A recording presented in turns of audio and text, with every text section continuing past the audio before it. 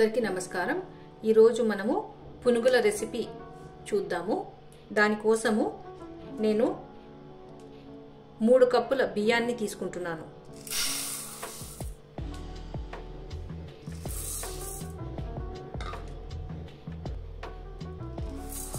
ఇవి రేషన్ బియ్యము। ఇప్పుడు నేను ఇదే కప్పుతో 1 కప్పు మినపప్పు వేసుకుంటున్నాను।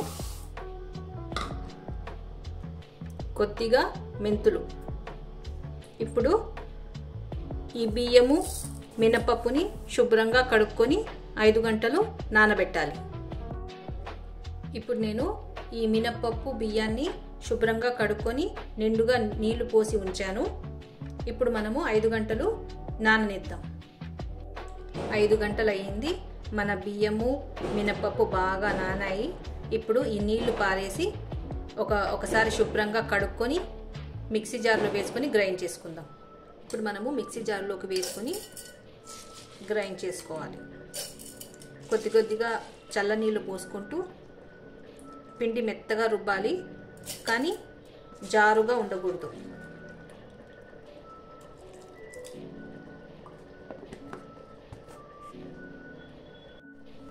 ఇప్పుడు నేను ఈ పిండిని ఈ గిన్నెలోకి వేసుకుంటున్నాను।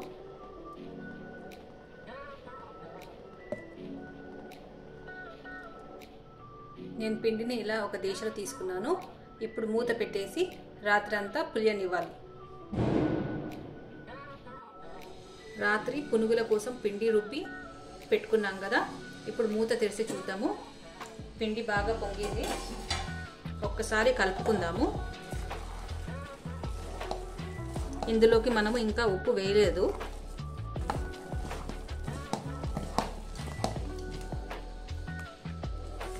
ఇంట్లోకి కాబట్టి నేను ఎక్కువగా పునుగులు చేసుకోను, కొద్దిగానే చేసుకుంటాను కాబట్టి నేను ఒక 4 గరిటెలు పిండి పునుగుల కోసం వేరే ఒక బౌల్లో తీసుకుంటున్నాను।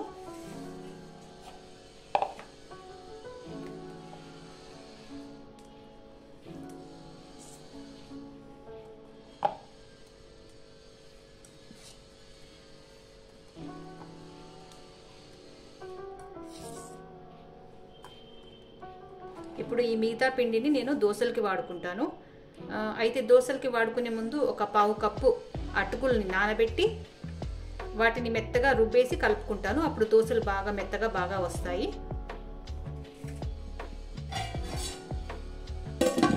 ఇప్పుడు మనము ఈ పునుగుల పిండి కోసం ఈ పిండి గట్టిగానే ఉండాలి। ఇందులోకి నేను 1 టేబుల్ స్పూన్ మైదా పిండి వేస్తున్నాను, 1 టేబుల్ స్పూన్ బియ్యం పిండి,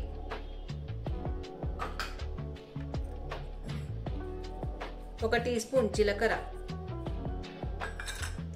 తగినంత ఉప్పు,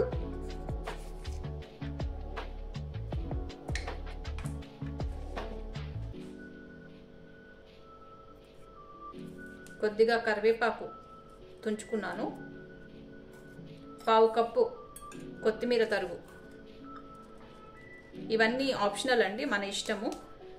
ఉత్త ఉప్పు జీలకర్ర సోడా అయినా వేసుకోవచ్చు, నేను ఇవన్నీ వేస్తున్నాను। ఒక 2 పచ్చిమిరపకాయలు సన్నగా తరిగినవి,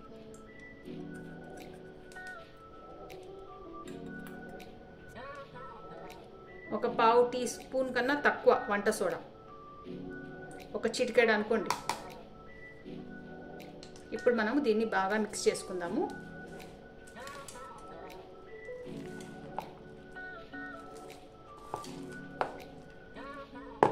నేను వేరే స్పూన్ తీసుకుంటాను।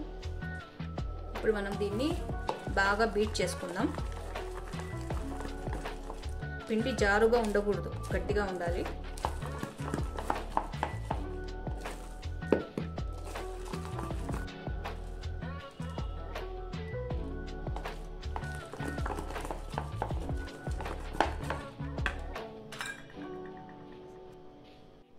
ఇప్పుడు ఆయిల్ కాగింది, మనం ఇందులోకి గోలీ సైజ్ అంత పిండిని తీసుకొని పునుగులు వేసుకుందాం।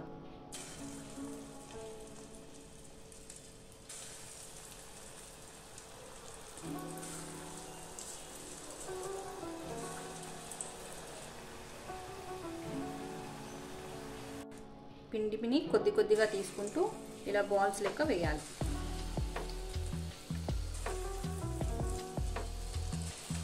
వీటిని మనము మీడియం ఫ్లేమ్లో ఫ్రై చేసుకోవాలి. లైట్ కలర్ వస్తే సరిపోతుంది, లైట్ గోల్డెన్ కలర్. ఈ విధంగా లైట్ గోల్డెన్ కలర్ వస్తే సరిపోతుంది.